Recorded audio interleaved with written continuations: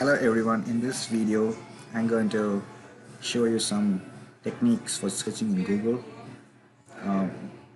Most of us use the default search strategy, that is just to put in the keyword, but sometimes you want to search a particular website like Stack Overflow.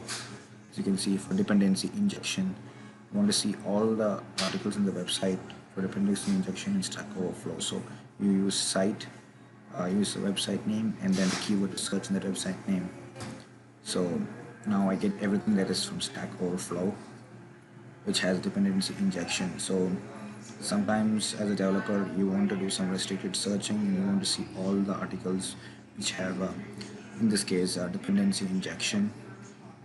If you are doing some development related to dependency injection, then you need to search stackoverflow.com for dependency injection. So sometimes you want to search for some kind of presentation or PPT, in suppose in Microsoft.com,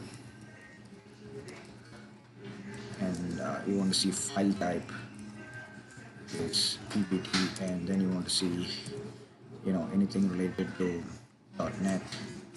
So now you'll see all the PPTs that are available for the .NET framework, anything related to .NET on the Microsoft website. So this is one cool way of searching for PPTs. You can also search for like PDF, so you can see all the PDFs on Microsoft.com related to .NET and the .NET framework. So you can pretty much use this for anything and everything. So you can restrict your search to the file type, you can restrict your search to a website. So this is a very useful tool for developers during the development process. Thank you for watching.